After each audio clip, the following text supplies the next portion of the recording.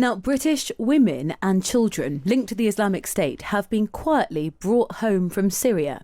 That's according to the director of the camp where the former London schoolgirl Shamima Begum is held. He's told The Times 6 women and 9 children have been sent back to the UK. The Syrian government's currently taking control of many of the camps, which has led to some fears that inmates could escape in the confusion. Josh Baker is a filmmaker who interviewed Shamima Begum for the podcast and the investigative documentary The Shamima Begum Story and joins us now. Josh, good afternoon. Good afternoon. Can you explain these sort of most recent stories, reports that women and children who are linked to Islamic State who'd been in these camps have been repatriated to the UK? Yeah, so actually, this is something that, believe it or not, has been going on for some time. There are roughly around 400 plus people back in the UK who have some link to ISIS. What we've seen more recently, though, and what this the latest story refers to, is that when the so-called Islamic State fell back in 2019, tens of thousands of people walked out of its so-called ashes. They were put into temporary camps, temporary accommodation, and many of them have been there ever since. And amongst that number were a great deal of children as well. Some were born inside the so-called caliphate. Some were taken there by their families. And there seems to have been some cases recently, and also going back over the last few years, where a decision has been made to bring those children back to the UK. What is often a difficult thing for the government is it's quite hard to separate those children from their parents. So sometimes you see the parents and the child come back together. And the obvious concern then is that those children have been raised on the kind of apocalyptic beliefs of ISIS. That's the nervousness. Yeah, absolutely. I mean, I think, look, anyone that has been associated with the terror group ISIS, it could potentially pose a threat. I think what security experts often say to me is actually the cost of doing nothing and leaving these people in these camps is potentially a greater security threat to the UK than not bringing them back. And that seems to be a sentiment that's echoed a lot by our European allies. Holland has been very good at repatriations. And indeed, the United States, under Donald Trump, they took the decision to bring a lot of people back, prosecute them, put the kids back into care, rehabilitate, and then release them if they have no charge to answer for. But what is the UK government's official policy?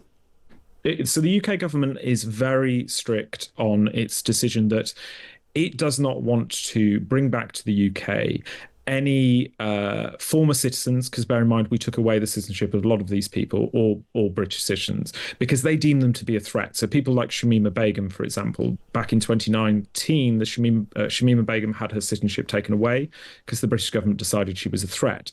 So the British government has been consistent, whether it's Labour or the Tories, on that position. And that is what stands today. However, the situation, as you said at the top of this, is changing. And it may be that in the future we see that there is growing pressure, not only from Syria, but from the UK's allies to take a different view. And why is the situation changing? So for a long time, the sort of ISIS detainees that you referred to were held under the control of a Kurdish militia. They were very much our boots on the ground in the fight against ISIS. They were supported to destroy the so-called caliphate. However, with the fall of President Assad back in December 2014 and the new government under President al-Shara, there has been a move to sort of reconcile the country. And so Damascus, if you will, has been pushing to retake these areas from Kurdish forces. And at the moment, there is a tense negotiation going on, a lot of fighting going on between those two groups. As the Damascus forces advance, they're seizing control of more camps and prisons that were used to hold ISIS members. And I think long term, it is going to be very unpalatable for them to want to continue to hold these people. So what do you imagine is going to be the fate of the people who are in the camps who are from countries that are refusing to repatriate them? So I think it's interesting. So as far as I'm aware, the Dutch repatriated 7 people last week. They took them out of Camp Rodge, which is where Shamima Begum is held, and they took them back. I'm not sure that's officially known yet. But I think the immediate thing is there will be some sort of status quo that continues. But as we go into the longer term, I think, Syria is going to want to try to offload this problem from its country. You have to remember that tens of thousands of people from more than 86 nations join this group. And I think Syria's viewpoint is that long term, it isn't the responsibility of Syrians to maintain these people forever. And the government have changed their policy recently in terms of they are now happy to resume the deportation of foreign criminals and failed asylum seekers to Syria. So the relationship there has changed somewhat. Well, yeah, I mean, I can't speak to that in great detail, but that's about essentially deporting Syrian citizens back to Syria, right? Or, of that nature. And I think what Syria is taking the view of, hold on, these people were at some point British citizens. And is it right, essentially, that we continue to hold them?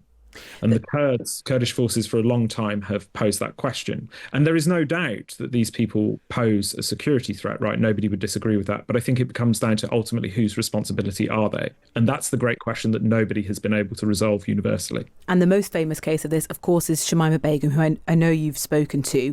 The question will be, why has she not been given the same rights as some of those other individuals, women and children, who were then allowed to come back to be repatriated to the UK? Completely. I mean, Shamima and I have spent years talking to each other, and we're still in touch. I think the difficulty with her case is that, she had her citizenship taken away from her. Pretty much every means within the British court system has been exhausted to try to overturn that. And that now sits with the European Court of Human Rights. And so her case is at the moment under consideration there. Now, if the European Court of Human Rights decides this does need to be reconsidered, that doesn't immediately mean she'll be brought back. It essentially forces the government to perhaps look at the situation again. And I think one of the things that I've been told that there is such resistance to Shamima's case is it's far bigger than her.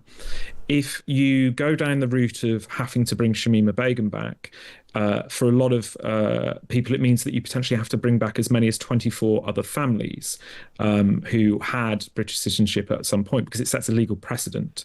And so Shamima's case is about far more than just her. That said, her lawyers would say that she was 15 years old when she left the UK. She was groomed, she was trafficked, and that wasn't considered when the British government took away her citizenship. Yeah, and we've had these debates many, many times. What did she say the last time you spoke to her?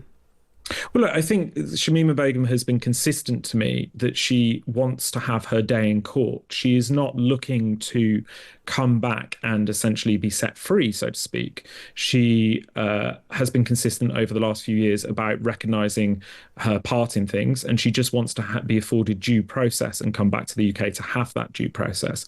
And I think this is another point, that is, many of these people, no matter where they're from or what country they're from, when they're held in these camps for years, they are never put through a court system or anything like that. They're never found guilty or not guilty of anything. They're entirely deprived of due process. So there's a question about what sort of legal system do we want to support? Mm-hmm.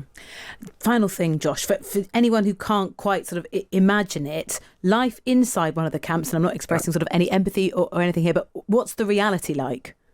So for the women, if you imagine a sort of white tented refugee camp at the edge of the desert, very barren, very minimal, not regular electricity, not regular water and things like that.